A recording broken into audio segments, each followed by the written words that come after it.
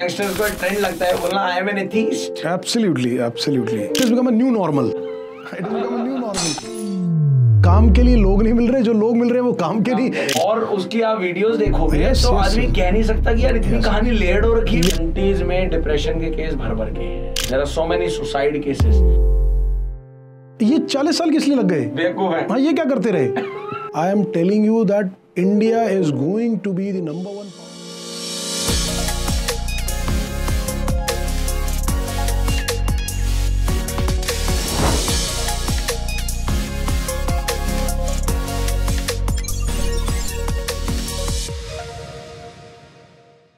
सभी को मेरा बहुत बहुत प्यार और एक बार फिर आप सबका दिल से अभिनंदन है। द उज्ज्वल शो ये भी कुछ खास है and I am your host doctor Ujjwal Chugh. I welcome once again.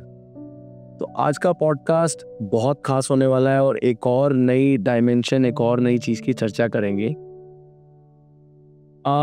Core of the spirituality को करते करते कुछ चीज़ें आती हैं कि जो ना हमारी लाइफ से जुड़ी होती हैं। तो कहीं बैठे बैठे जहन में आया, आज के इस इलेक्ट्रॉनिक एरिया में अगर आप बात करें तो मीडिया का बहुत बोलबाला है और बात आती है कि जी ऐसा हमारे को आजकल तो अब देखते ही हैं हम इतने सारे एग्जाम्पल में कि मीडिया में हर चीज़ ना बड़ी लेयर्ड होती है, समझ नहीं आता क्या सही है क्या गलत है। तो जहन में आया क्यों ना कोई ऐसी हस्ती, कोई ऐसे व्यक्तित्व को बुलाया जाए जिन्होंने इस मीडिया के सफ़र को बड़े अंदर कर देखा है, मगर साथ ही साथ अपनी खुद की छवि को वो मीडिया से हट करके भी देख पाए। क्योंकि अक्सर होता है ना कि हम एक फील्ड में घुसते हैं तो उसी में पूरे के पूरे रम जाते हैं। तो आज जो मेरे साथ गेस्ट हैं, बहुत ही प्रोग्रेसिव पॉजिटिव माइंडसेट और बहुत सारे बड़े बड़े चैनल्स के, रीजनल चैनल्स के उन्होंने उसका नेतृत्व करा एज अ CEO और उसके बाद अपना एक बहुत सुंदर सफ़र शुरू करा 4 आइकॉनिक मीडिया के नाम से and he is currently the founder of that. और मैं बात कर रहा हूँ दीपक अरोड़ा जी की। तो समय ना लगाते हैं, इस मीडिया के जगत में क्या अंदर की गहराई है, क्या वो चीज़ें हैं जो हमें पता नहीं लगती और इनका जो नरेटिव है अलग अलग इश्यूज़ को लेकर के उस पर चर्चा करेंगे। तो आइए मिलकर के दिल से अभिनंदन करते हैं दीपक अरोड़ा जी का। Thank you so much, Dr. Ujjwal Chugh, and thank you so much for the wonderful introduction. आपने कुछ ज़्यादा तारीफ कर दी है। नहीं, आपका दिल से अभिनंदन है। ऐसा होता है जो लोग मन के साफ होते हैं और जो बिल्कुल सादगी से बात करते हैं तो उनके लिए तो हमेशा निकलता है अपने आप। तो मैंने करी नहीं है, निकल गया। हाँ, बस कोशिश मैं भी यही करता हूँ कि दिल से बात करूँ जब भी करूँ। So I always try. तो आपका सबसे पहले तो जल्दी से दीपक जी अगर एक बार ही पहले क्विक शॉर्ट में, क्योंकि वैसे तो मैंने दे ही दिया इंट्रोडक्शन में जी, बट आपने अपना करियर स्टार्ट करा मीडिया के, आप कोर अंदर तक रहे, एक छोटे लेवल से आपने जॉब करते करते उसके टॉप लाइन मैनेजमेंट तक गए और उसके बाद एक बहुत बड़ा आपने पिवट करा अपने करियर को और as a media company start करी। तो ये सफ़र ओवरऑल कहाँ से शुरू हुआ और कैसे पहुंचा, अगर उस पर आपको की पहले बताएं। Dr. Ujjwal, I completed my graduation in the year 98.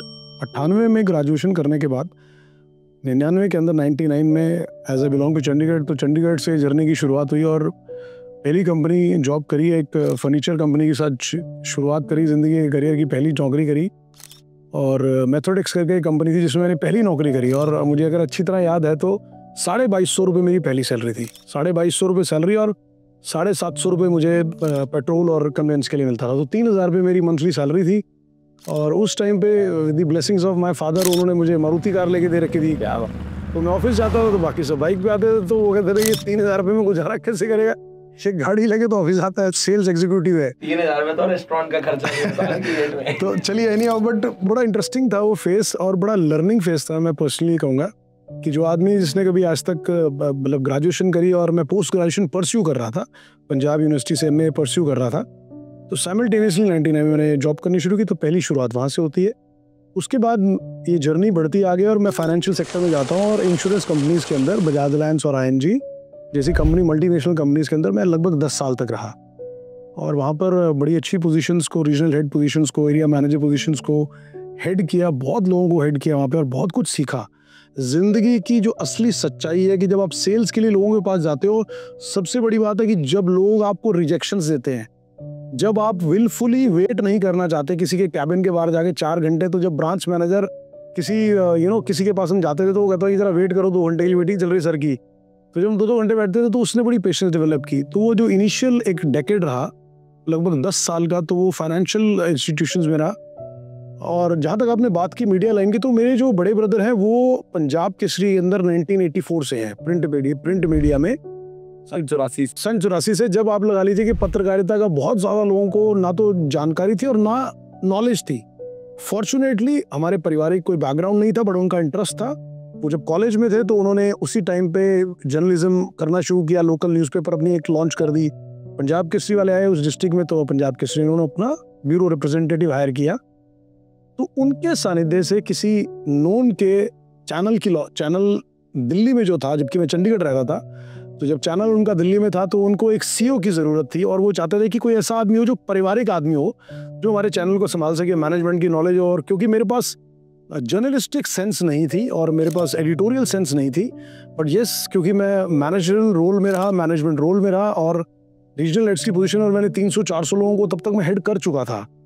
तो एज अ सीईओ मेरी जर्नी हरियाणा के एक चैनल के साथ शुरू होती है 2012 में, और आज 2025 में लगभग 13 साल में मैंने 4 से 5 चैनल्स मेजरली हेड किए हैं, जिनमें हरियाणा, पंजाब और जिनका पार्शली नेशनल भी प्रेजेंस रही, और जिसमें जनता टीवी रहा, भारी भूमि कम्युनिकेशंस का, देन MH1 ग्रुप रहा, देन फोकस ग्रुप रहा, देन इंडिया न्यूज़ रहा। तो 5-6 चैनल्स ही रहे, हरियाणा न्यूज़ रहा शुरुआती दौर में। तो ये 5 चैनल्स की जर्नी था, लगभग 13 साल मैंने अपने मीडिया के अंदर लगाया। और मैं भगवान का बहुत शुक्रगुजार हूँ इस बात के लिए कि मुझे लगता है कि लोगों को अपनी ज़िंदगी बिताने के बाद भी इतनी इज्जत नहीं मिलती, इतना मान सम्मान नहीं मिलता। तो मुझे मीडिया के अंदर बहुत सम्मान मिला, बहुत मान मिला, और मुझे लगता है कि मैं बड़ी, अगर विनम्रता से कहूँ तो मुझे मेरी शायद औकात से भी ज़्यादा रिस्पेक्ट मिली है। मुझे लगता है कि मैं डिजर्व करता था, नहीं करता था, मैं जानता नहीं इस बारे में। वो तो शायद में की खैर ह्यूमिलिटी उसको हमेशा ऊपर उठाती है कि आपकी ह्यूमिलिटी हो, पर मुझे फिर भी ऐसा लगता है कि शायद माँ बाप की ब्लेसिंग्स होंगी या ईश्वर ने कुछ कर्म ऐसे होंगे। नहीं तो मुझे लगता है कि शायद कोई ऐसी खासियत नहीं थी कि मैं इतने साल बड़े ऑर्गेनाइजेशंस में सीईओ पद पे रहता। और मैं उन सारे ऑर्गेनाइजेशंस जिनमें मैं रहा हूँ उनका भी बड़ा थैंक्स करना चाहूँगा कि उन्होंने एक ऐसे आदमी पर ट्रस्ट किया जो शुरुआती दौर में मीडिया के बारे में नहीं जानता था। तो 12-13 साल। बट आप इतना बड़ा सफ़र आपने मीडिया में निकाला, और जो आपका, जब कभी भी हम बैठते हैं, not just today as a off camera, otherwise भी, आपका जो व्यक्तित्व मैं हमेशा देखता हूँ, आप बिल्कुल साफ बात करने में पसंद करते हो, चाहे ऑलवेज अप्रिशिएट। मीडिया में कहते हैं कि साफ बात से काम बनता नहीं है, चीज़ों में लीबा बोधी होनी चाहिए, चीज़ें गोल घूमी होनी चाहिए। तो मीडिया छोड़ के फिर मीडिया कंपनी बना लिया आपने। In one way it is appreciable कि आपने इतना बड़ा करियर का जंप लिया, बट मीडिया छोड़ा और मीडिया कंपनी फाउंड कर ली। बिल्कुल सही बात आपने, it's a very beautiful question Ujjwal ji, and मैं इसको बड़े उस हिसाब से ही बताऊंगा जो मेरे दिल के भाव है। जब आप किसी कंपनी में काम करते हैं ना, तो बहुत सी कंपनी के अंदर आपने कॉर्पोरेट पॉलिटिक्स सुनी होगी और चीज़ें सुनी होगी। मेरे लिए बस एक फॉर्चुनेट चीज़ रही, क्योंकि मैं मीडिया में जब आया तो बतौर सीईओ ही आया, तो मैं 13 साल अलग अलग ऑर्गेनाइजेशन में एज अ सीईओ और एडिटर इन चीफ ही रहा। शायद मैं जूनियर लेवल पे, जूनियर पोजीशंस पे होता तो मुझे बहुत स्ट्रगल करना पड़ता वहाँ की चीज़ों को कोप अप करने पे, और डिपेंड करता कि मेरा इमीडिएट बॉस कौन है। और मैंने अपनी तरफ से, अपनी समझ से हमेशा कोशिश की है कि मैं बेहद न्यूट्रली सारे एम्प्लॉयज़ को ट्रीट करूं और केवल मेरिट पे ट्रीट करूं। मैंने अब तक की अपनी लाइफ में पर्सनल लाइकिंग और डिसलाइकिंग से ऊपर उठ के लोगों के साथ काम किया, एबल टेक दैट। और मैं उसी वजह से ही शायद मुझे लगता है कि मैं इतने साल बिता गया, शायद नहीं तो मेरे जैसा आदमी जिसको मीडिया बैकग्राउंड से नहीं था, मुझे लगता है 6 महीने में उसका डब्बा गोल हो जाता और उसको पैक करके वापस भेज देते कि किसी और इंडस्ट्री में जाओ। तो मुझे लगता है कि वो कारण था। लेकिन जो आपने दूसरी बात कही, क्योंकि जब आप मीडिया ग्रुप्स में काम करते हो तो बहुत सी चीज़ें ऐसी होती है कि आपको आपके प्रमोटर के विश के हिसाब से करनी है, जो वो चाहते हैं। अब वो उसके लिए विलिंग हो या नहीं हो, ये आपके ऊपर है। या तो उसके इसलिए बाध्य हो क्योंकि आपको पता है कि मालिक ने बोल दिया तो आपको करना है।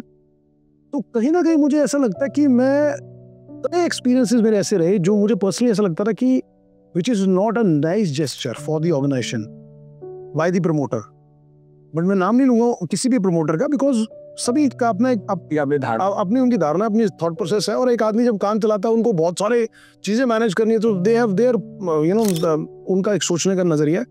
तो मेरे को कहीं ना कहीं लगता था कि दीपक, तू काम कर रहा है, तू स्टेटस एंजॉय कर रहा है, तेरे लिंक्स बन रहे हैं, रिस्पेक्ट है, people are loving you, appreciating your work also.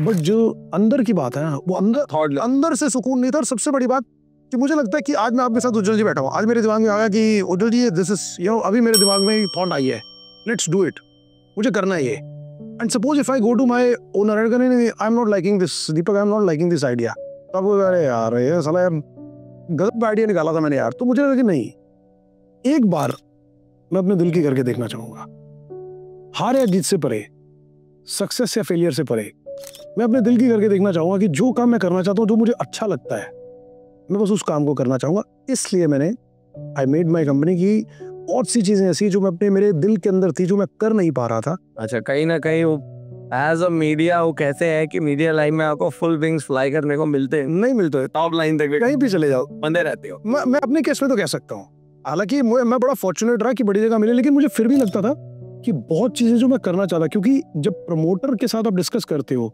उनका थॉट प्रोसेस अलग है। आप हो सकता है अपने आप को रिप्रेजेंट करने की, क्योंकि हो सकता है वो इस नजरिए से लेके यार ये प्रोग्राम शो करना चाहता है, ये साल अपने आप को प्रमोट कर जाएगा या अपने आप कर देगा। और जरूरी नहीं है कि अगर एक चैनल का या किसी भी इंस्टीट्यूट का शो हिट हो रहा है तो ऑब्वियसली उसको तो बेनिफिट मिल ही रहा है, उस प्रमोटर को, उस ग्रुप को, उस चैनल को तो बेनिफिट मिल रहा है, बट इट डिपेंड्स वो सोच क्या रहे हैं। बड़े लोग अच्छा सोचने वाले भी मिले और जिनकी सोच बड़ी प्रोग्रेसिव और पॉजिटिव थी। आपने just to give wings to your thought process, आपने एक कंपनी बनाई।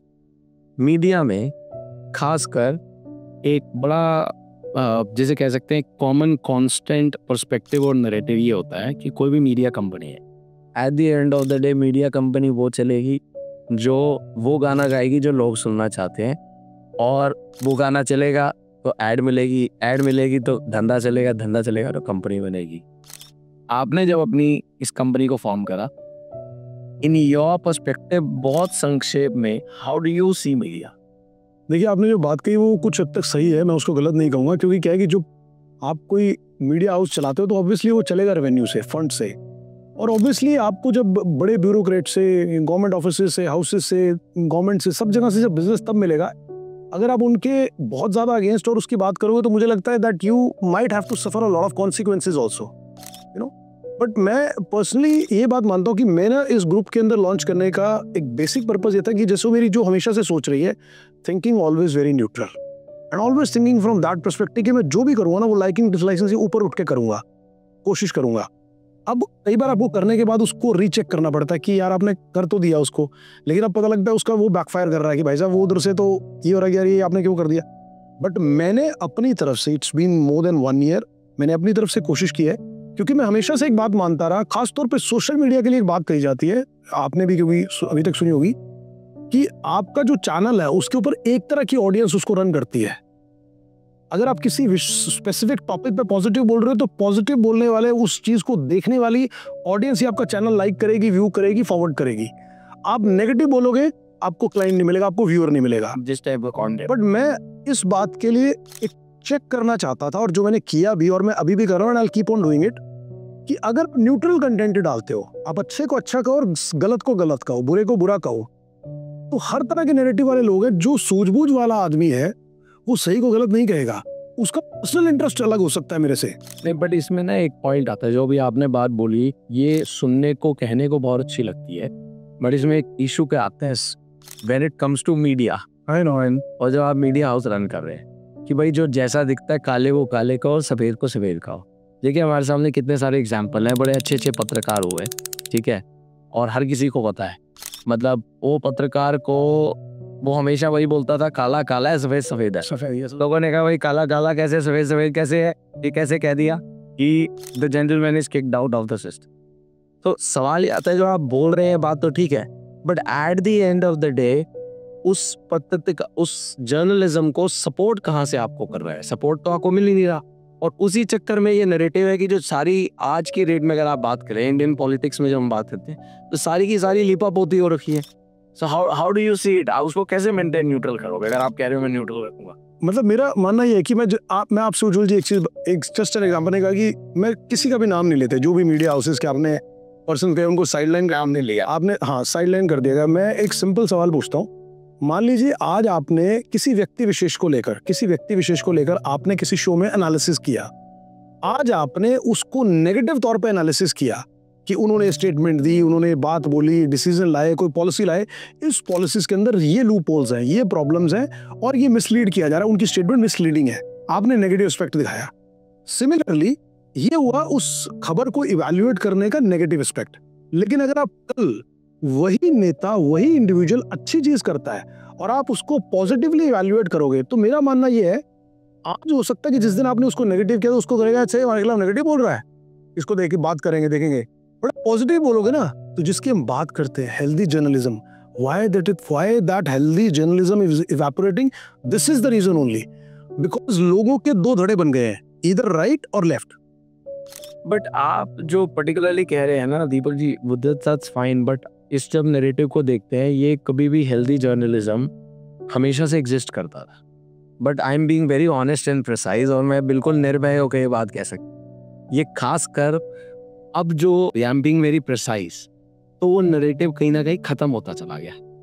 मैं ये नहीं कह रहा कि कंट्री में बहुत कुछ नहीं हुआ, जो अच्छी चीज़ है आपने कहा भाई अच्छी बात करी तो अच्छा करो, बट आदमी दूसरे को अच्छा बोला ही नहीं देने जा रहा कि भाई दूसरे ने अच्छा करा just because the other person doesn't belongs to your party.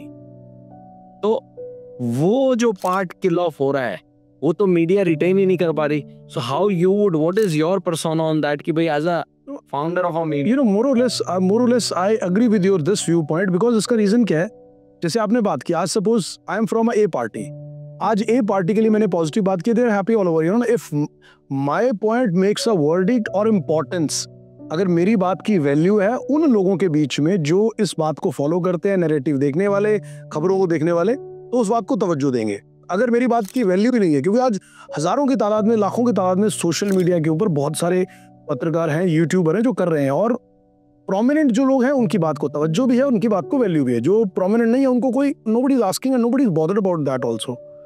अब बात करते हैं कि अगर मैंने आज ए के लिए अच्छी बात बोली तो आज उन्होंने उनकी अप्रिसिएशन है। अब कल मैं अगर बी पार्टी के लिए किसी के लिए अच्छी बात बोल दूंगा, जैसे बी के लिए अच्छी कैसे बात दी, and somehow up to extent this is happening which is actually not good for the democratic country. So this is eventually going to kill, you know, जिसको आप ये कह सकते हो हार्मनी कह सकते हो, जिसको आप डेमोक्रेटिक, जिसको क्रक्स कह सकते हो, जिसको आप दिल कह सकते हो, स्वस्थ लोकतांत्रिक दिल कह सकते हो एक देश का, उसको कहीं ना कहीं दबाने का और कम करने का असर ये काम ये करेगी। अगर आप स्वस्थ पत्रकारिता चाहते हो तो मेरा एक मानना है, मैं इसमें किसी पार्टी विशेष को ब्लेम नहीं दूंगा, इसमें मैं कहूंगा कि यहाँ पर पार्टी के लोगों को भी समझना होगा और पत्रकारों को भी समझना होगा, जर्नलिस्टों को भी समझना होगा कि अगर आज आप सोचते हो कि यार एक आदमी का गुणगान करके प्रॉफिट हो रहा है तो हम लगातार गुणगान करते रहे, हमें तो सिर्फ अपना देखना है, सो वो भी ऐसा ना करें। अगर आपको लगता है कि you are advocating healthy journalism, then you must be neutral. आप आज ए को सब एनकरेज करो, उनकी अच्छी बात को करो, तो बी की भी अच्छी बात को बोलो। लेकिन प्रॉब्लम जो आपने बात बोली, तो प्रॉब्लम यही है कि आज आपने बी की अच्छी बात बोली, तो वही तो that is the problem area. So वहां आकर यू नो क्या होता है, आदमी को अपने आप को रिस्ट्रिक्ट करना पड़ जाता है, एंड समहाउ और the other I personally feel that it is somewhere happening, actually it is happening here. So overall तो ये अच्छी बात नहीं है, बट मुझे लगता है कि अगर पार्टी नेता लोग, क्योंकि वो भी देश को चला रहे हैं, they are representing the country, और हर आदमी चाहता है कि अगर देश के अच्छे वेलफेयर की बात है तो वेलफेयर की बात के लिए नेता लोग भी करते हैं, ऐसा नहीं कि वो काम नहीं कर रहे, पार्टी भले कोई हो। नहीं, ऐसे देखा जाए तो there is lot of work which is being absolutely. ये जो बड़ा व्यक्ति विशेष मेरा क्वेश्चन था, मैं तो बहुत सारी इवन खुद विचारधारा को, आरएसएस विचारधारा को सपोर्ट करने वाले हैं, but specifically when it comes to media, जहां मीडिया अपनी इंटीग्रिटी लूज कर रहा है, वहां बहुत इंपॉर्टेंट है। एनीवेज, आपका, क्योंकि मेरा ना सवाल पूछने का मकसद क्या था, क्योंकि सिंस आप मीडिया को बड़ा न्यूट्रल होकर के हमेशा रन करते भी आए हो, कोशिश भी करते हो, बात भी करते हो। अच्छा, इसमें एक अगर political, let's go to the another part, क्योंकि आई हैव सीन कि उस पार्ट पे भी आप अपना एक खुद का बड़ा सुंदर पर्सपेक्टिव हमेशा से कहते आए हो। अगर मीडिया आप जगत से है, मीडिया एडवांस होते होते आज इलेक्ट्रॉनिक मीडिया की अगर आप बात करें, और इलेक्ट्रॉनिक में भी अगर मैं स्पेसिफिक हो जाऊँ, डिजिटल मीडिया वो अपनी चरम सीमा पे है, और उस चरम सीमा में जहां पर media is very flourishing, but वो फ्लरिशिंग कहीं ना कहीं बहुत बड़ा कर्स बन चुका है सोसाइटी के लिए, और उस सोसाइटी में भी बात करें एज अ यंगस्टर के लिए।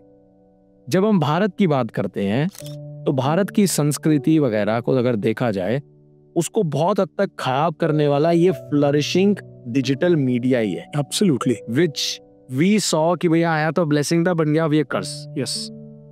How do you take it as, क्योंकि आप एक मीडिया हाउस रन कर रहे हो, अगर आप इसको कर्स कर, honestly doctor Ujjwal state, you know, बिल्कुल दिल से कहूंगा इस बात को, जो आपने बात कही मैं उस बात से 100% सहमत हूँ। देखिए क्या है कि सोशल मीडिया जब अपने चरम पे आने लगा, so it was an unguided missile. आज स्थिति क्या है, और मैं मीडिया में होते हुए बेहद जिम्मेदारी के साथ ये बात कह रहा हूँ, बिना किसी व्यक्ति विशेष का नाम लिए।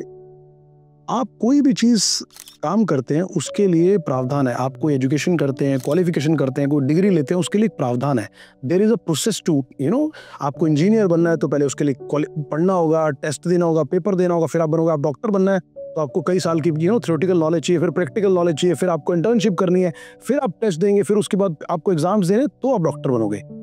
बट इसकी सबसे बड़ी विडंबना क्या है, और मैं बड़ी खुददारी के साथ ये बात कहूँगा कि जो लोग अच्छे पत्रकार हैं, अच्छे पत्रकार आज भी पूरे एथिक्स का ख्याल रखते हैं, लेकिन बहुत लोग हैं, और देख के बड़ी पीड़ा होती है इस बात को कि एक आदमी कल तक शायद हो सकता है कि वो कोई और काम कर रहा था, हो सकता है वो कपड़े की दुकान चला रहा हो, और आज वो बन गया पत्रकार। आज वो YouTube के ऊपर अपना चैनल बनाया, पत्रकार बन गया। उसके लिए उसको कोई ऑथेंटिसिटी नहीं थी, उसके लिए उसको कोई लाइसेंस नहीं ले पड़ा, कोई पत्राचार नहीं करना पड़ा, किसी से मान्यता नहीं लेनी पड़ी, सिर्फ आपने जाके अपनी आईडी बनाई, ईमेल बनाई। This is very dangerous, this is very very dangerous.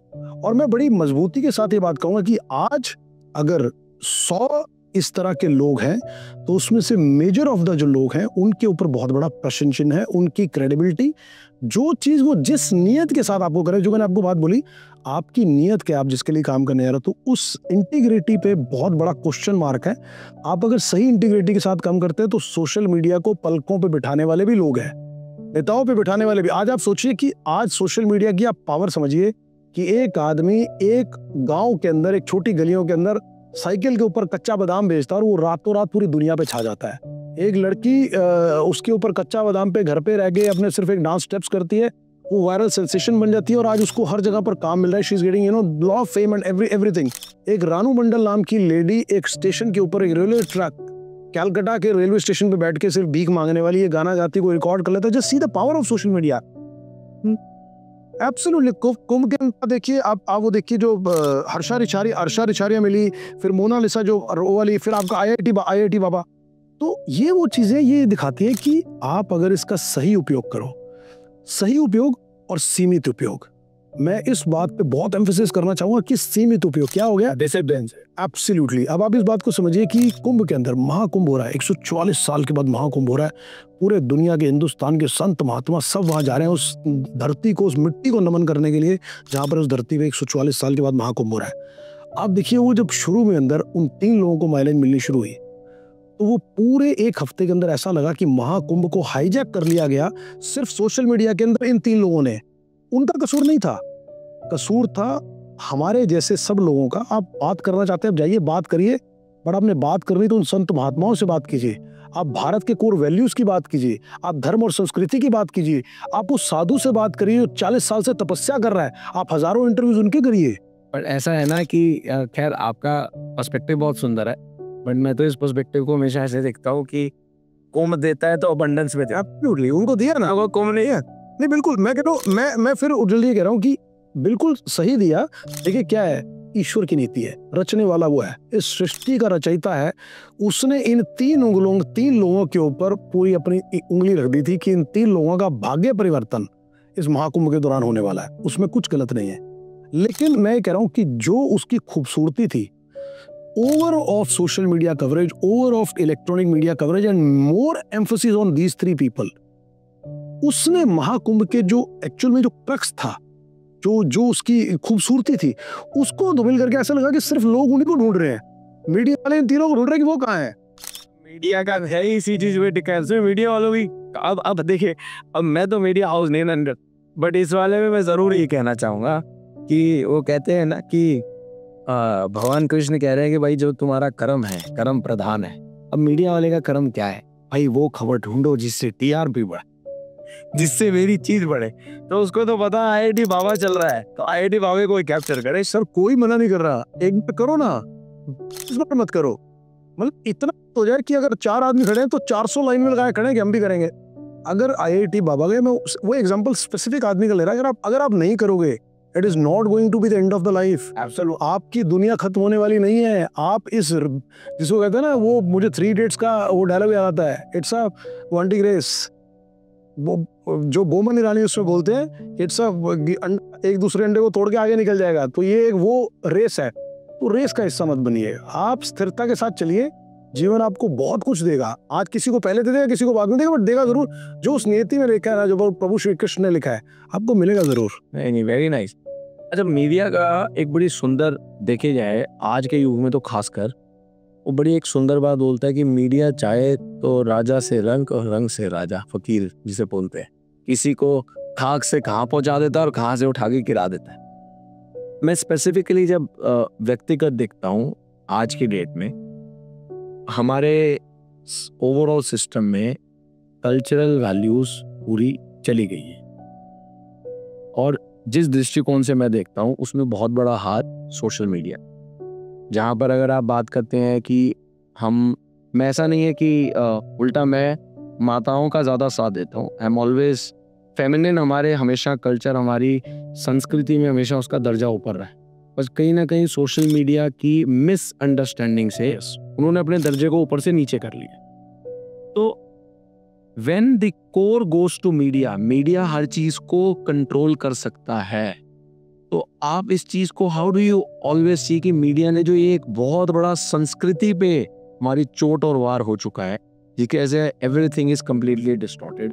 How do you think so कि मीडिया में कुछ करेक्टिव मेजर होना चाहिए? Absolutely. I totally, being into the media fraternity for a more than a decade, I personally feel, I just say only one word, Dr. Ujjwal Singh, more responsible. That is the only one thing. आप जो भी काम करें media के साथ बेहद जिम्मेदारी के साथ करें। केवल व्यूज लाइक्स पाने के लिए मत करिए। ठीक है, आप टू एक्सटेंड आप कर रहे हैं, बिकॉज कहते हैं ना कि एक आज जो भाव जा रहा है, आप भाव में जाएंगे, आप उसमें बहेंगे, क्योंकि आप उससे छूते नहीं रह सकते। अप टू सम एक्सटेंड आप जाएंगे, बट आप जो चीज़ करें, जो कवर करें, जो स्टेटमेंट दे, वो आपके व्यक्तिगत किसी के प्रति द्वेष और लाइकिंग के भाव से ना हो। आप कोशिश ये करें कि जो भी स्टेटमेंट दे रहे हैं, आप किसी व्यक्ति विशेष के बाद दे रहे हैं, किसी इंसिडेंट के बारे में दे रहे हैं, तो बेहद जिम्मेदारी के साथ दें। वो केवल टीआरपी का हिस्सा और उस दौड़ का हिस्सा बनने के लिए ना हो कि आप उस हिस्सा बनने के लिए ज़्यादा से ज़्यादा इनडेप्थ जा रहे हैं। और आपने एक बात और डॉक्टर जो नोटिस की होगी कि आज आपको ये नहीं लगता कि शायद आम आदमी की जिंदगी की जो प्राइवेसी है वो तो खत्म हो गई है? बिल्कुल, सोशल मीडिया ने उस हद तक प्राइवेसी खत्म कर दी है कि लोग अपने घर के ब्लॉग्स बना रहे हैं, अपनी लोकेशंस डाल रहे हैं, फैमिली के साथ कहाँ जा रहे हैं, कहाँ नहीं जा रहे हैं। यू आर गिविंग अलार्मिंग, मतलब लोगों को ये आइडिया ही नहीं है। आप अपने परिवार के साथ जा रहे हैं, शादी पे जा रहे हैं, फंक्शन पे जा रहे हैं, हर चीज़ का वीडियो बना रहे हैं, हर चीज़ का blog. It is not good actually, you are not understanding लोग आज। और मैं बड़े दुख के साथ ये कह रहा हूँ, मैंने प्रेमानंद जी की एक बात सुनी थी कि अगर आप मंदिर जा रहे हैं तो रील के लिए मत जाइए। अरे यार, कुछ तो शर्म करो। तुम लोग धर्म की जगह पे जा रहे हो, ईश्वर की जगह पे जा रहे हो, जहाँ जाकर आप समर्पित हो जाना चाहिए। ये रील का ही तो कारण है, सॉरी टू इंटरप्ट, ये रील का ही तो कारण है कि अमृतसर दरबार साहब में उनको बोर्ड लगाने पड़े, बंगला साहब में बोर्ड लगे हुए हैं। नहीं, मैं ये कह रहा हूँ कितना दुर्भाग्यपूर्ण बात है। आदमी अपना विवेक खो चुका है, आदमी अपना विवेक खो चुका है कि जिस जगह पर जाकर आप शून्य भाव में आ जाने चाहिए, आप समर्पित भाव में आ जाने चाहिए। आपको लगना चाहिए कि इसके सामने समर्पित हो चुका, आप वहां जाकर शांत हो जाए, दिमाग स्थिर हो जाए। आपको ये लग रहा है मैं किस तरह नाचूं, किस तरह गाऊं, किस तरह प्रसाद खाऊं कि रील बन जाए और मेरी वायरल हो जाए। अरे यार, कुछ तो सोचो। आप धर्म का मतलब धर्म और संस्कृति को कहाँ ले जा रहे हो? आप गए हैं तो केवल ईश्वर के प्रति उस आसक्ति भाव से जाइए ना। एक बार छोड़िए, 100 बार जाइए। आप जो बोल रहे हैं बिल्कुल 100% राइट है, बट क्या है कि सिंस हम इस डिजिटल एरा में है, ये एक एरा ऑफ एक्सप्रेशन है, हर बंदा एक्सप्रेस करना चाहता है और वो बिना सोचे समझे हर चीज एक्सप्रेस करना चाहता है। जैसा आपने कहा, वो मंदिर में जाएगा तो वो भी एक्सप्रेस कर, विच मीन्स गाना गाएगा। आपको क्या लगता है, as since you are the person who as a media, secondly somebody who founded a company, क्योंकि मैं समझता हूँ एक ट्रांजिशन कब होता है, when you found a company, आपकी लाइफ की बड़ी सारी डायमेंशंस खुलती हैं, खासकर when it comes to the current youngsters. Do you find as a founder and as a founder of a media company कि जो era of expression है, इसमें कहीं ना कहीं क्या वो तरीका हो सकता है, या what is the role which media can play, और या whatever you feel should be the play, जहाँ वो era of expression में जहाँ expression कम होगा वहाँ पर ही अपने आप चीज़ें कम होंगी, बट जितना वो चरम सीमा पे उठेगा तब तक वो बढ़ता चला जाएगा। एक्चुअली डॉक्टर उज्जवल, आपका जो सवाल है ना, उस सवाल को सीमित शब्दों में जवाब देना मुश्किल है। उसका रीजन है समाज कैसे चलता है। समाज एक विचारधारा से चलता है, समाज आपके आसपास से चलता है। अब 90s एरा में जाए, क्या था समाज? एक रामायण चलता था तो पूरा परिवार एकजुट होकर एक टीवी के आगे 100 लोग बैठते थे। शनिवार के दिन एक गली में एक वीसीआर आता था, तो लोग अपने घर की बुकिंग करा लेते थे कि आज हम आपके घर बैठ के पिक्चर देखेंगे रात को। तो समाज आपके विचारधारा से चलता है, आपकी बातों से चलता है, आपके आसपास क्या हो रहा है। आज आपके आसपास, आज आपके बच्चे की बात कर ले, जो बच्चे पढ़ रहे हैं कॉलेज स्कूल्स में, आज हर माँ बाप चाहता है कि अपने बच्चों को अच्छी से अच्छी एजुकेशन दे, अच्छे से अच्छे कॉलेज स्कूल में पढ़ाए। और आप समझिए कि आपका संवाद कम हो गया, क्योंकि आप भी उसके प्रभाव से छूते नहीं। आप जब भी बैठे हैं तो मोबाइल में, सोशल मीडिया से कहीं ना कहीं आप संपर्क में है। फैमिली, आप घर पे बैठते हुए भी, जैसे मैं पहले भी बात कर रहा था, पहले सोशल से, ज्वाइंट फैमिली से न्यूक्लियर फैमिलीज हुए, अब आप न्यूक्लियर इंडिविजुअल हो गए हैं। And this is a very disaster and very alarming situation for the country like India, जहां पर ज्वाइंट फैमिलीज का ट्रेंड रहा है, जहां एक परिवार के अंदर 40 सदस्य रहते थे, नाना नानी ताऊ चाचा सब रहते थे। तो वो देखते थे कि एक ही किचन में खाना पकता था, माँ पकाती थी, 4 चाचियां 3 भाभियां सारे मिलकर इकट्ठे खाना बनाते थे, किस प्यार के साथ खाते थे। आज बेटा अलग कमरे में टीवी देखता हो खाना खा रहा है, वाइफ अलग जगह पे बैठी डाइनिंग बैठी है, बिटिया अलग नेटफ्लिक्स या OTT पे देख रही है, और फादर अलग खा रहा है बैठा कर। तो आप समझिए उनमें संवाद कम हो गया। अब बात करते हैं इस जो आपने बात की एरा ऑफ एक्सप्रेशन की। आपने बच्चे के अंदर, घर के अंदर माहौल दिया, आपको लगता है कि आपने बच्चे को बहुत बढ़िया माहौल दे रखा है, घर में आपने सारी फैसिलिटीज दे दी है, आप बात कर रहे हो, बढ़िया स्कूल पढ़ा रहे हो, फैसिलिटी सारी दे रखी है, बट आपसे ज्यादा संवाद तो आपका उनके बच्चों के साथ है, उस यूथ के साथ है, उन लोगों के साथ है जो आपको घर से बाहर मिल रहे हैं, जिनके साथ वो उठ बैठ रहा है, क्लास में जा रहा है, स्कूल में जा रहा है। Everybody is talking about. तूने नेटफ्लिक्स पे वो चीज देखी कि नहीं देखी, OTT पे नई सीरीज आई, तूने देखी कि नहीं देखी, बात ही उसी चीजों की हो रही है। क्या चीज उसको इनहेल करनी है as an social media, as an visual, as an entertainment thing, उसको इनहेल करनी है, उसको जानकारी नहीं है, लेकिन वो देख रहा है कि 100 लोग मेरे आसपास के सब यही कर रहे हैं, तो ये सही कर रहे हैं, क्योंकि ना तो मुझे कोई बताने वाला। अब इसके अंदर जो आपने बात की, एरा ऑफ एक्सप्रेशन कम होगा जब हम अपने घर के अंदर, अपने परिवार के अंदर हमारे संवाद को इतना स्ट्रॉन्ग करें कि जो बच्चा बाहर लेके आ रहा है उसको ये पता लगे कि every day this drilling is happening in my house. It is not like that कि मैं घर से आया, घर से आने के बाद मैं 2 घंटे टीवी देखा, ट्यूशन गया, शाम को मैंने प्रोग्राम देखे, खाना खाया और दैट्स इट, कोई संवाद नहीं। और हफ्ते में एक दिन ज्यादा से ज्यादा क्या हुआ कि फादर पेरेंट्स ले जाएंगे, खाना खिला लाएंगे, रेस्टोरेंट होटल में लेंगे, ये हमारी कम्युनिकेशन है। But we need to speak to our childrens on every day basis. Very nice, मतलब ऑन एवरी डे बेसिस। एक और चीज को बहुत ज्यादा एम्फसाइज कर रहा था, दैट इज संवाद। और मैं समझता हूँ कम्युनिकेशन हर चीज का bridge, absolutely, even personal, professional. Absolutely, offices में भी 2 व्यक्ति जो डिसअलाइन होते हैं, जिनका इशू होता है वो लैक ऑफ कम्युनिकेशन। एब्सोल्युटली, और वो कटने लगते हैं एक दूसरे से कि मैं इससे बात नहीं करूंगा, मुझे इसकी बात हट करी, मैं क्यों करूं इससे बात। क्लाइंट छोड़ के जाता है, वो भी lack of no lovey communication. आप बताएं, आप संवाद में रहोगे तो जाएगा नहीं ना। Correct, very nicely, very well said. और मीडिया तो खैर संवाद का ही, मैं सोचता हूँ ध्यान सारा संवाद का है। अच्छा, आप as a when I see as a overall journey, तो आपने जब स्पेसिफिकली अपनी when you thought of started a company, ठीक है, तो आपके लिए सबसे बड़ी मोटिवेशन क्या थी when you thought of it? क्योंकि होता क्या है, आपने कंपनी उस ट्रांजिशन कर्व पे स्टार्ट करी जहां पर मोटिवेशन से बड़े रिस्क दिमाग में घूम। एब्सोल्यूट, है ना? ये मैं इसलिए पूछ रहा हूँ क्योंकि आपके और मेरे ट्रांजिशन कर्व में बहुत बड़ा फर्क है। I started super young. उस समय क्या होता है कि मोटिवेशन विल ज्यादा होती है क्योंकि आपके पास रिस्क के इतने बड़े वो नहीं होते। बट आपने वो तब स्टेप लिया विच इज लाइक, आदमी कहता है यार सुकून वाली जिंदगी चाहिए, पंगा नहीं लेना, ठीक है ना?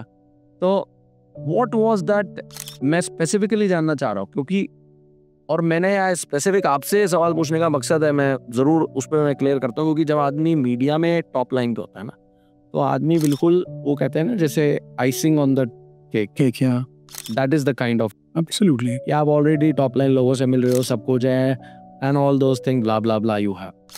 तो what was that particular motivation कि नहीं आएगा?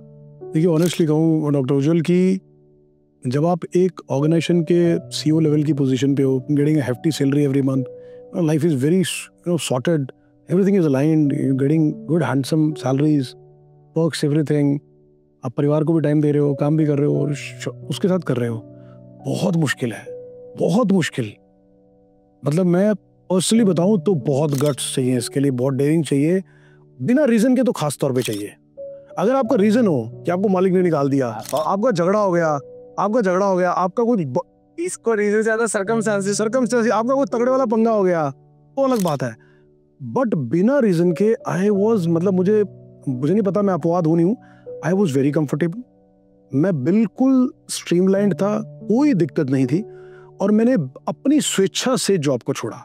इसका मतलब आपके कहीं ना कहीं है तो प्रारब्ध में लिखा। मैं इस बात को नहीं जानता, लेकिन मैंने आपको एक ही बात कही कि मैं बहुत ही भावुक आदमी हूँ, और भावुकता में बहुत बार ऐसी चीजें हुई हैं जो मुझे लगता है कि शायद जिन चीजों ने मुझे बैकफायर किया, लेकिन उन्हीं भावुकता में मेरे को उन चीजों ने बहुत जिंदगी में फ्लरिश भी किया। तो कहीं ना कहीं मेरी एक स्ट्रॉन्ग बिलीफ है, मैं एक बहुत उस बड़े स्ट्रॉन्ग प्रिवेलिंग इमोशंस के साथ कहता हूँ कि मैं दुर्गा माँ को मानने वाला अटूट भक्त हूँ, मैं और मेरा पूरा परिवार। तो मैं हमेशा से मानता आया हूँ कि माँ ने हाथ पकड़ रखा है, माँ ने हाथ पकड़ रखा। तो मैं आज भी इसी बात पे फर्म हूँ, जबकि ये जो 1 साल रहा मेरे लिए, मेरी जर्नी रही बहुत चैलेंजिंग रही। आप स्टार्टअप करना, स्टैब्लिश करना, मैं कोई फंडिंग नहीं है, खुद के थोड़ी बहुत सेविंग से आप अपने वेंचर को खड़ा कर रहे हो, बहुत मेहनत लगती है, एक एक तिनका जोड़ के करते हो, लोगों के नज़रिए बदलते हैं, क्योंकि आप पहले ग्रुप के सीईओ थे तो लोग आपका पहली बार में फ़ोन उठाते थे, अब नहीं उठाते भाई, अब 4 बार भी कहते रहे हाँ सॉरी आपका फ़ोन आया था यार। तो ये चीज़ें भी समझनी पड़ती, बड़ा आई एम डाइजेस्टिंग एवरीथिंग। लेकिन एक जो सबसे बड़ा कारण मेरा अपने वेंचर को करने का था, मुझे लगा कि दीपक जिंदगी एक ही है, तूने 25 साल नौकरी कर ली यार, तू शुरू से अपना काम करना चाहता था। तो मेरी वाइफ बहुत स्केप्टिकल थी और वो बार बार बोलती थी कि दीपक जी इस स्टेज में रिस्क ठीक नहीं है, बच्चे बड़े हो रहे हैं। मैंने कहा मैं यार एक बार दिल की करना चाहता हूँ, एक बार, और अगर मैं हार भी गया ना तो आप लोगों को हारने नहीं दूंगा। मैंने कहा आप लोग हारने नहीं दूंगा, अगर मैं हार भी गया ना तो वो हार मेरी है। देखो ऐसा है, ये सोच आपकी बड़ी सुंदर है, क्योंकि इस सोच में मुझे एक बड़ी सुंदरता ये दिखती है। वो कहता है कि जो आदमी अपनी जिम्मेवारियों से भागता नहीं है उसको प्रभु अपने आप रास्ता दे देते हैं। तो आपने बड़ी सुंदर बात बोली कि मैं हारूंगा तो मैं हारूंगा, आप लोगों को दिया नहीं। और मैंने एक और बात बोला, मैं कह रहा अगर जीत हुई ना तो हमारी जीत होगी, अगर हार हुई तो वो सिर्फ मेरी होगी, क्योंकि मेरा डिसीजन था, क्योंकि मेरी वाइफ का और मेरे बच्चों की जिम्मेवारी मेरी है। तो हार होगी तो केवल दीपक अरोड़ा की हार होगी, लेकिन जीत होगी तो मेरी फैमिली की जीत होगी।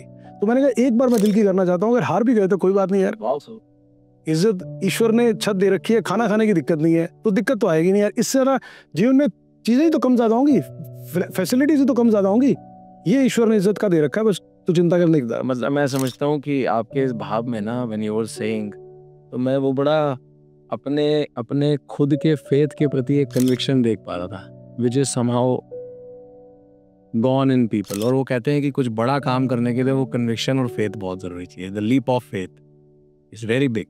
मुझे लगता है मैंने आपको बात कहा ना कि मुझे तो मेरी औकात से बहुत ज़्यादा दिया ईश्वर ने। मेरे माँ बाप की शायद दुआएं होंगी, मुझ में ऐसी कोई खासियत भी नहीं है, मैं बहुत ही साधारण आदमी हूँ और बहुत ही सिंपल सा आदमी हूँ, लेकिन मुझे लगता है कि शायद मेरे माँ बाप की जो ब्लेसिंग्स थी, दुआएं थी, उनकी बदौलत मुझे जो मिला आज तक, और शायद जो ऊपर माता रानी बैठी है वो खुश होगी, तब उसने मुझे इज्जत बख्शी, नहीं तो मुझ में कोई खासियत नहीं है। मैं बेहद विनम्रता के साथ कहना चाहूँगा, जैसे सब लोग काम करते हैं वैसे मैं काम करता हूँ। सबसे बड़ी खासियत मैं ही बता देता हूँ, जो कि अक्सर बहुत सारे यंगस्टर्स के, हर किसी को मैं जब बड़ा एकांत में बैठता हूँ तो मैं कहता भी हूँ और अपने आप से भी कहता हूँ, लोग भगवान को मानते तो है या व्हाटएवर, लोगों के लिए कोई एनर्जी है, किसी के इष्ट देव है, कुछ भी है, मानना और समर्पित करने में जमीन और आसमान का फर्क है। लोग मान तो लेते हैं, वो सौंप नहीं पाते। और आपने अभी जब आप बोल रहे थे ना, तो मैं I was able to feel कि आपने बड़े सुंदर तरीके से सौंपा। जब आपने सौंपा तो जिम्मेवारी किसी और की। जब मुझे एक बात याद आती है, आपने बड़ी अच्छी बात की। एक एलन मस्क से किसी ने पूछा था, एक इंटरव्यू के दौरान एलन मस्क से किसी ने पूछा था कि जी, क्योंकि एलन मस्क अपनी ज़िंदगी में 4 बार बैंकरप्ट हुए, तो उनसे किसी ने ये पूछा कि एलन मस्क आप 4 बार बैंकरप्ट हो गए, तो यार आपको अफसोस नहीं हुआ कि आपने पहले पैसा कमाया, फिर गवा दिया, फिर कमाया, फिर गवा दिया? वो अफसोस किस बात का?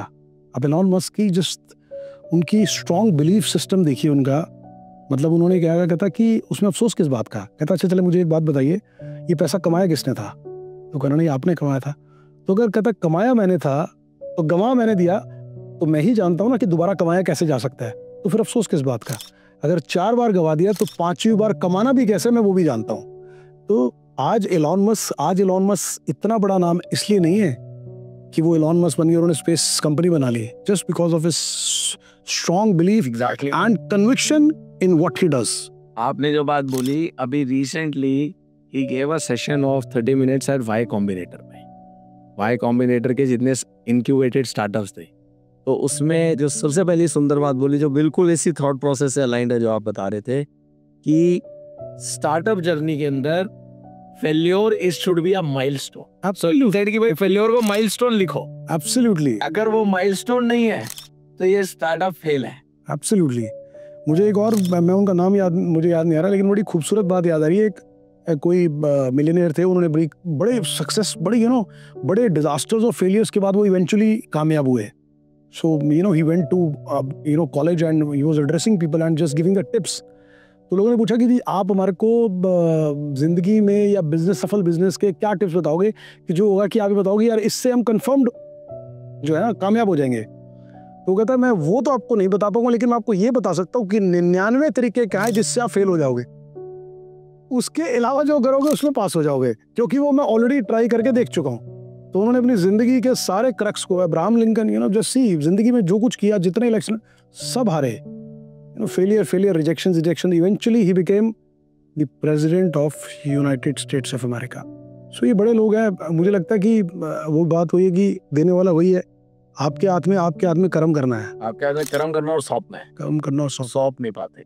मेरे को एक बड़ी खूबसूरत बात और याद आ रही है डॉक्टर अफजल, मैं वो बात भी आपसे कहना चाहूँगा, मेरे दिल के बेहद करीब है। आप दिल से बोल रहे हैं इसलिए तो मैं आराम से सुन। मैं हाँ मेरे दिल के बड़े करीब है कि जब ईश्वर आपके लिए रचता है ना, तो फिर कोई आपके लिए कुछ भी रच ले, कितने चक्र भी रच ले, उसके लिए बड़ा खूबसूरत उदाहरण देता हूँ आपको मैं। जब महाभारत का युद्ध लड़ा जाना था तो श्री कृष्ण जाते हैं दुर्योधन के पास कि 5 गांव दे दो और मैं संधि का प्रस्ताव लेकर आया हूँ, पांडवों को 5 गांव दे दूंगा और वो वापस चले जाएंगे और युद्ध नहीं करेंगे और संधि का प्रस्ताव लेते हैं। तो दुर्योधन इस बात के लिए मना कर रहा था कि मैं 1 इंच जो है ना सुई की नोक बराबर भी मैं जगह नहीं दूंगा। और शकुनी सुन रहे होते हैं, तो जब शकुनी आते हैं तो शकुनी कहते हैं कि दुर्योधन ये ग्वाला बड़ा चालाक है, ये कृष्ण बड़ा चालाक है, इसकी बात मत सुनियो, ये तेरे पास तेरे दुश्मनों का प्रस्ताव लेके आया है, इसको बंदी बना ले। वो उनके उकसाने पर दुर्योधन अपने सैनिकों को ये आदेश देते हैं कि श्री कृष्ण को बंदी बना लिया जाए। जब वो सैनिक उनको बंदी बनाने का प्रयास करते हैं तो उस महाभारत के एपिसोड में पहली बार या अपने जीवन काल में जब उन्होंने अपनी पहली बार परिचय दिया था कि श्री कृष्ण क्या है, वो वास्तव में क्या है, उनकी ऊर्जा, अलौकिक शक्ति, जो उनकी रोशनी थी, ऊर्जा थी, वो सब दिखी, सबकी आंखों के आगे अंधेरा छा गया और एक रोशनी से आई। अब अंत में जब श्री कृष्ण सारों वहां से जाने लगे तो श्री कृष्ण कह के गए अब रण होगा, अब संधि की बात नहीं होगी, अब केवल रण होगा। तो श्री कृष्ण ये बात कह के जब वहां से निकलते हैं और जब ये बात धृतराष्ट्र को पता लगती है तो धृतराष्ट्र के माथे पर चिंता की लकीरें आ जाती हैं कि भैया कृष्ण उनके साथ बोल के गया और ये कृष्ण जो है ये रचयिता है सारे खेल का, तो मैं वो युद्ध के लिए एकदम हाँ नहीं करते। तो वो अपने जो इनको सारा युद्ध संजय और इनको कहते हैं, धृतराष्ट्र संजय को कहते हैं कि भी हमारे जो यहाँ के महापुरोहित हैं, जो सबसे बड़े ज्योतिष पुरोहित हैं, उनको बुलाओ। तो ज्योतिष पुरोहित उस समय के, अब आप सोचिए कि महाभारत काल का जो समय लगभग 5000 साल पहले, आज के पंडित एस्ट्रोलॉजर कहते हैं कि हमने ज्ञान बहुत अर्जित कर लिया, तो सोचिए किस लेवल के फाइनेस्ट, किस लेवल के। हाँ, तो वो उनको बुलाते हैं तो उनको कहते हैं कि जरा दुर्योधन की कुंडली देखो, आप कुंडली देखकर बताओ कि अगर हम युद्ध करते हैं तो क्या युद्ध में जीत होगी। तो वो जो राजपुरोहित है, ज्योतिषी थे, वो कुंडली देखते हैं और वो कहते हैं कि महाराज बिल्कुल निश्चिंत होकर युद्ध करिए, सारे ग्रह दशा सही जगह पर बैठे हैं, इनके ग्रहों के हिसाब से इनकी कुंडली में 100% दुर्योधन युद्ध में विजयी होंगे और राजा बनेंगे, कोई रोक ही नहीं सकता। इसी बात के ऊपर निर्णय हो जाता है कि महाभारत का युद्ध लड़ा जाएगा और धृतराष्ट्र बोलते हैं कि युद्ध का ऐलान कर दिया जाए। अब युद्ध का ऐलान कर दिया जाता है। 7 से 8 दिन बीतने के बाद इनकी 11 अक्षुणी सेना थी, 5 उसमें से 5 से 6 अक्षुणी सेना इनकी खत्म हो चुकी होती है और कौरवों के 99 भाई, क्योंकि एक भाई जो था यशस्वी वो पांडवों की तरफ से लड़ रहा होता है, उनमें से आधे भाई खत्म हो जाते हैं। तो दुर्योधन वह चिंताग्रस्त बैठे होते हैं कि ये राजपुरोहित ने मरवा दिया, ये बोल के गया था कि दुर्योधन जीतेगा, ये तो हारते हुए दिख रहे हैं। वो कहते फिर से राजपुरोहित को बुलाओ, ये क्या कर गया हमारे साथ। वो ज्योतिषी को बुलाया जाता है। तो ज्योतिषी से पूछते हैं कि भैया आपने कहा था कि दुर्योधन की कुंडली में सारे ग्रह अपनी सही जगह बैठे और दुर्योधन राजा बनेंगे, ये तो हम हारते हुए दिख रहे हैं, अभी तो 8 दिन हुए, हमारी आधी सेना निपट गई, तो दोबारा देखो। जब वो राजपुरोहित और ज्योतिषी दोबारा उनकी कुंडली देखते हैं तो उनका मुंह खुला का खुला रह जाता है। और जानते हैं वो क्या कहते हैं डॉक्टर उज्जवल? कहते कोई है वहां पांडवों के साथ, जिसने इनकी कुंडली में ग्रह और नक्षत्रों की दिशाएं बदल दी है, जिन्होंने ये सारी रचना रच दी है कि इसके पूरे ग्रह पलट गए हैं और अब इसको हारने से कोई नहीं रोक सकता। तो आप समझिए कि जिसके चालक, जिस रथ के चालक प्रभु श्री कृष्ण हो और ईश्वर हो, जिसके पाले में ईश्वर आ जाए, तो उसके लिए तो फिर आप चाहे कितने ही चक्रव्यूह रच लीजिए। इसलिए तो जो आपने कही ना, तो इसलिए कहते हैं कि you align your Dharma in the right way, चीजें आपके साथ अलाइन हो जाएगी। बहुत सुंदर प्रेयर, अब वो मुझे करना नहीं पड़ेगा, सब करने वाला वही है जी। हम तो क्या बोलते, हम तो वो है ना उनके चेस के चालें चल रहे हैं अपनी, करने वाला तो वही चलवा वही रहा है, कहाँ रुकवाना है, कहाँ कम चलवाना, कहाँ ज्यादा चलवाना, चलवा रहा है। एक स्पेसिफिक इशू, क्योंकि ये सवाल आपको मैं क्योंकि आप भी मीडिया में रहते हैं as a founder also, I am asking you as a founder, और बहुत सारे व्यक्तिगत यंगस्टर्स के साथ इंटरेक्ट करते हैं।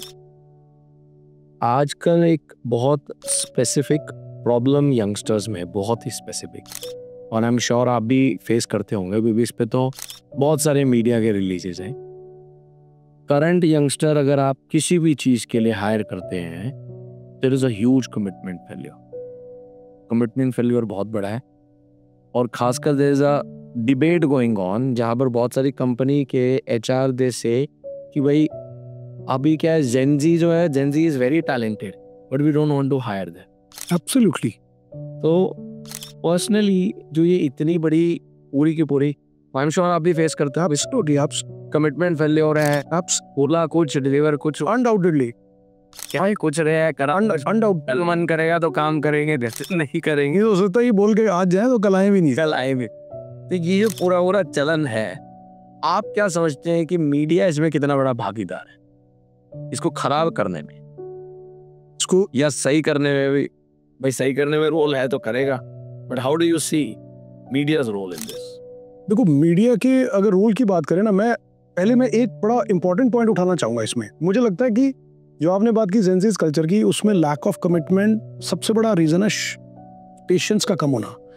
आज जब मैंने जिंदगी की शुरुआत की और आज हम अपने पेरेंट्स की बात करते तो हमें ये बताते हुए बड़ा प्राउड फील होता था, या होता है प्राउड फील, कि यार मेरे फादर ने 40 साल नौकरी करके घर बनाया, गाड़ी बनाई थी यार, हमें पढ़ाया। आज इनको लगता है कि यार एक रात में वीडियो वायरल होने से साला पूरी दुनिया में छा जाएंगे, कल ब्रांड कोलैबोरेशन, पैसा, ये वो सब कुछ, तो इनको लगता है ये तो शॉर्ट, ये 40 साल किस लिए लगे थे, ईज ऑफ एक्सेस है, ये 40 साल किस लिए लग गए, बेवकूफ है। हाँ, ये क्या करते रहे। अब उनको पता नहीं ना भाई साहब, ना मोबाइल, ना टीवी था, ना फोन था, कुछ था, तो भाई साहब काम वही थे जो करने वाले थे। पहले आपका बच्चा बड़ा हो रहा है तो 3 ही काम थे जी, डॉक्टर, इंजीनियर है, तो क्या बनाना है जी बता दो। अब आज तो आपके 50 काम, आज आप उस काम की बजाय सोचते हो कि भाई साहब तू तो सोशल मीडिया ब्लॉगर बन जा, तू तो इन्फ्लुएंसर बन जा, भाई ज्यादा पैसे हैं, नेम फेम भी है, शोज में भी जाएगा, दिस एंड दैट। अब इसके अंदर मैं आपको एक ग्रे एरिया बताता हूँ मीडिया के अंदर, which I personally want to highlight and which I have observed while working also। आप देखिए, जब किसी ऑर्गेनाइजेशन के लिए आप काम कर रहे हैं ना, खासतौर पे मीडिया हाउस में, B it any media house, वो मुझे लगता है कि ये सभी मीडिया हाउसेस को सोचना चाहिए, because it is a very big concern. I am not sure वो सोच रहे हैं या नहीं सोच रहे, बट मुझे ऐसा लगता है सोचना चाहिए। आप मीडिया हाउस में काम कर रहे हैं और आपने एक एंकर को हायर किया, आप एंकर को हायर करते हैं बिकॉज ही और she is going to be a face of your channel, right. I think यही होता है कि आपका फेस बनेगा। आज आप बड़े बड़े चैनल, किसी की बात कर लीजिए, श्वेता सिंह की बात कर लीजिए, अंजना ओम कश्यप की, आप नाम लेने में किसका नाम आता है, आज तक, राइट। तो आप नाम लेने से ही सीधा आपकी छवि आती है उस चैनल में, अरे यार ये तो इनका, सुधीर चौधरी के पहले बात करते थे तो जी ग्रुप की बात होती थी, ठीक है, फिर आपने आज तक में आए, फिर अभी डीडी में है। प्रॉब्लम क्या होने लग गई है ये जेनजीज कल्चर की वजह से, नए कल्चर की। आप बहुत लोगों को मैंने देखा, और बहुत सारे anchor, I don't want to name anybody, ऐसे लोग जिन्होंने उन प्लेटफॉर्म्स का फायदा उठाया, एक ऑर्गेनाइजेशन में रहे, एक जगह पर नौकरी करी, नौकरी करते हुए उसी के स्टूडियो में अपने पर्सनल वीडियोस बनाए, अच्छा, अपने पर्सनल वीडियोस बनाए, अपने पर्सनल चैनल्स पर डाले, व्यूज आने लगे। अब व्यूज, मैं ये नहीं कह रहा कि वो चैनल की सिर्फ परसेप्शन से आए, हो सकता है आपका कंटेंट अच्छा हो, बट मुझे लगता है कि कहीं ना कहीं ये सोचने की जरूरत है, while you are working in the same domain, आप एक चैनल के लिए काम कर रहे हो, आप सोशियो इकोनॉमिक इश्यूज उठा रहे हो, और अपनी जॉब खत्म होने के बाद आप फिर उन्हीं इश्यूज के ऊपर जाके स्मॉल अपने वीडियोस बना रहे हो, कल को आप वायरल होते हो, तो फिर आप बताओ कि आपको लगता है कि यार ये तो मेरे लिए ज्यादा फायदेमंद हो गया, मेरी तो आज पॉपुलैरिटी ज्यादा हो गई, मेरे तो खुद के वीडियोस में मिलियन व्यूज आ रहे हैं, मैं नौकरी क्या को करूंगा। तो मुझे लगता है there should be a policy और a clause in all the media houses कि जो भी वो ऐसे लोगों को हायर करें उनके साथ ये मैंडेटरी हो कि आप किसी सोशल मीडिया प्लेटफॉर्म के ऊपर अपने वीडियोस नहीं रहोगे, एक्टिवली नहीं रहोगे आप during the working. Absolutely during the working आप नहीं रहोगे। कम से कम आप ये तो मत करो ना, बिकॉज क्या होता है कि आप प्लेटफॉर्म आप सोशल मीडिया पे उठा के देख लीजिए, एंकर्स अपने स्टूडियो से बुलेटिन खत्म किया, 5 मिनट बाद वो उसी स्टूडियो से अपने मोबाइल पर वीडियोस बनाए, 6 बजे उनके वीडियो अपलोड होते हैं। मतलब वो तो हर एंकर का है, हर एंकर का देख। मतलब मैं ये कह रहा हूँ कि मैं पर्सनली फील करता हूँ, और ये इसलिए नहीं कि मेरी मीडिया कंपनी है, मैं इसलिए बिकॉज मैं जब तक मैंने अपनी कंपनी नहीं बनाई थी, मैंने एक सिंगल वीडियो अपना शूट भी नहीं किया जब तक मैं उस ऑर्गेनाइजेशन से बाहर नहीं आ गया। The day I left, the day I walked out of that office, अब मुझे लगा कि मेरे एथिक्स की कमिटमेंट उनके साथ नहीं है। I am not bound to be ethically involve with their, और मैं उनकी किसी ऐसी बात पे नहीं हूँ कि जो अनएथिकल चीज हो।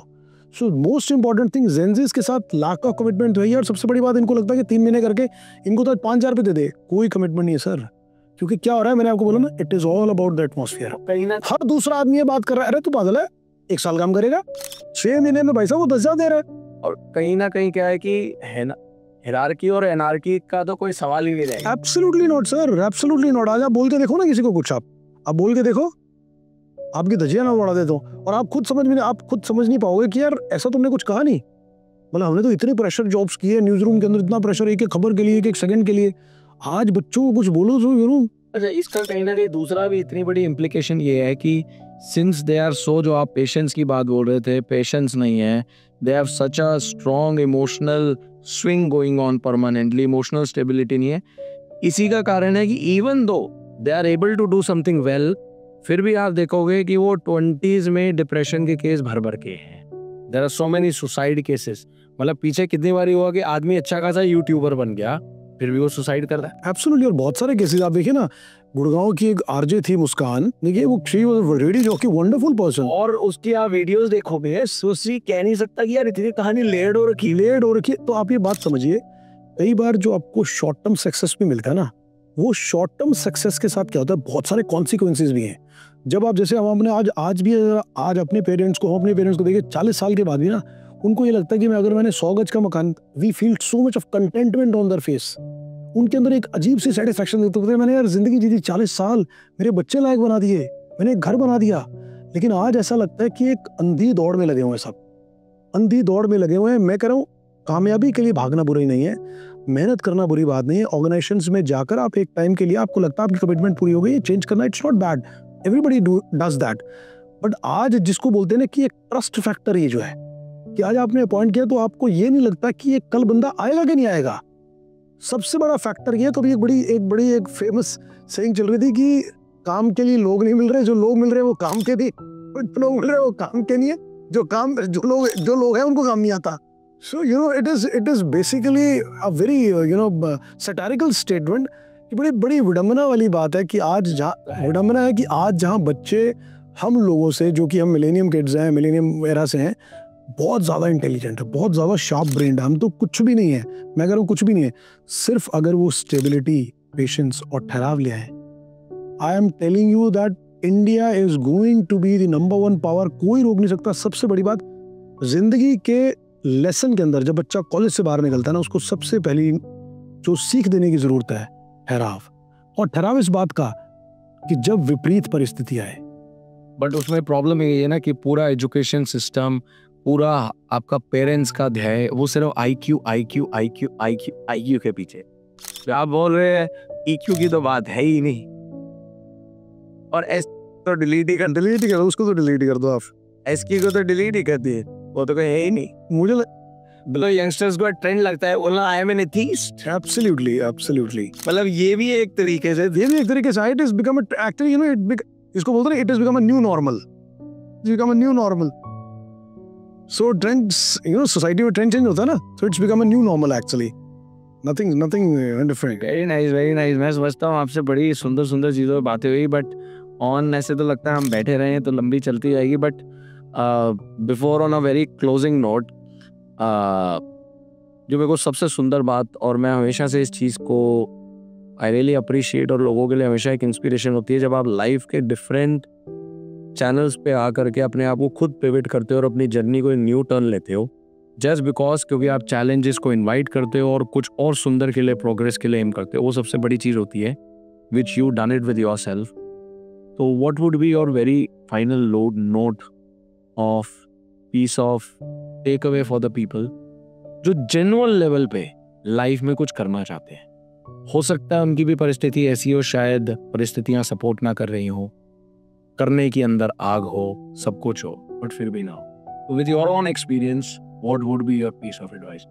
देखो, मैं सिर्फ अपनी जिंदगी से ही बता सकता हूँ। मतलब मैं कोई पढ़ी हुई या कोई ऐसी बात नहीं बोलूँगा। जो मुझे लगता है कि जो मैंने अपने दिल से सीखा और जो मैंने अपनी जिंदगी सीखा, always be very genuine, always be very genuine whatever you do. आप हारो या जीतो, जेन्युइन रहो, work on pure ethics, absolutely pure ethics, no hanky panky, nothing, no जो भी बोलते हैं ना कि इधर उधर करना, टांका लगाना, nothing, just work on pure ethics. कम खा लो या ज्यादा खा लो, आप जितना पैसा कमा लोगे ना, आप देखोगे आपका खाना कम होता चला जाएगा। आप कभी सूप खा रहे हो, दूध सूप पी रहे हो, दलिया खा रहे हो, ऐसा पैसा कमा क्या कर लोगे? Contentment is required. मैं कह रहा हूँ सक्सेस की भूख है, बिल्कुल उसके लिए करो। आप बनना चाहते हो अरबपति, बिल्कुल उसके लिए स्पिरिटेड फाइट करो, just give it your best. मेरे को सतीश कौशिक जी का एक मूवी के अंदर मैंने एक डायलॉग सुना था कि जो लोग अक्सर अपनी हार को टालते रहते हैं ना, अंत में जीत उन्हीं की होती है।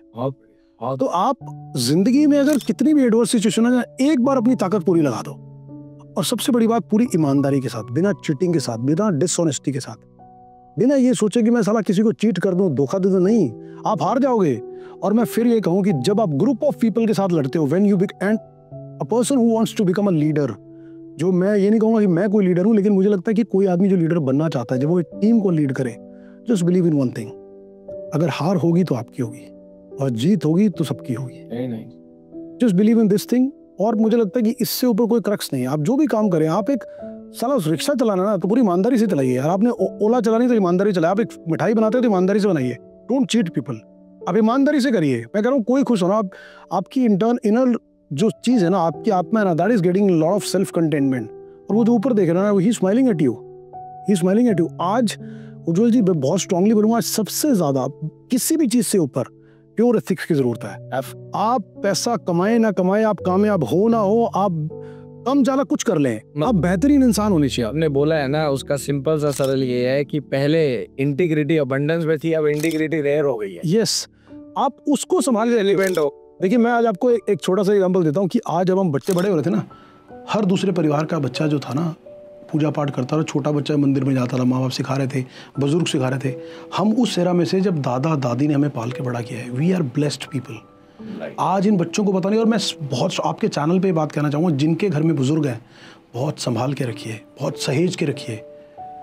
जिंदगी का अगर बुजुर्ग आपके घर में 150 साल का तजुर्बा, 150 साल का जीवन का मिठास, सार, अमृत घोल के पी लीजिए उनका, और जितनी दुआएं और आशीर्वाद ले सकते हैं उनसे दुआएं और आशीर्वाद लीजिए।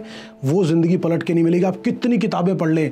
और मैं एक बात और स्ट्रांगली कहना चाहूँगा, लोग आज बहुत सारे सेमिनार्स में जाते हैं, लोग जाते हैं लेक्चर्स देना, बहुत सारे मोटिवेशनल स्पीकर्स है, बहुत कुछ है, they are doing good work, but जो ज़िंदगी आपको सिखाएगी ना, correct, that is going to be your finest experience of your life. तो आपके घर में बुजुर्ग हैं, उनकी ब्लेसिंग्स लीजिए, उनकी बातों को अडाप्ट कीजिए। और जो आपने बात बोली कि हमारे समाज में सबसे ज़्यादा ज़रूरत है प्योर एथिक्स की। आप कहीं पर भी कॉम्प्रोमाइज़ करने के बारे में मत कीजिए compromise. There are lot of people I know in media, बहुत कॉम्प्रोमाइज़ किया, आज डार्क शेड्स में लाइफ जी रहे हैं। उस टाइम फ्लरिश कर गए, सब कुछ कर गया, लेकिन आपका अस्तित्व जो है ना, जितना आप एथिक्स में नहीं कॉम्प्रोमाइज करेंगे तो सुकुड़ता जाएगा, नहीं तो उतना ही अस्तित्व strong. Absolutely, absolutely, very well said, straight from the heart coming. क्या बात है, very nice, thank you so very much. Thank you. It was wonderful to have you, and from such a great heart to heart talk. Absolutely, which is not just about media but दिल से लगी बात। बिल्कुल, मैं दिल से ही बोला है doctor Ujjwal, and thank you for calling me, मेरे जैसे एक बड़े आम से पर्सन को बुलाने के लिए। आपका स्नेह और प्यार है, and I wish your venture, your company also, and this podcast also, lot of progress in the future also. And we'll be in touch. Absolutely. Heart to heart talks करते रहेंगे जी। Always. I wish all of you must have enjoyed this. कैसा लगा comment में ज़रूर लिखिएगा। And anything apart from this, किसी को media line से कोई हेल्प चाहिए हो as a career, anything, do write to us. He is very helpful. हमेशा हेल्प करने के लिए तैयार है, तो you can always get the help. Thank you so much. जुड़े रहिए, मिलते हैं अगले पॉडकास्ट में। सभी को दिल से नमस्ते, जय हिंद।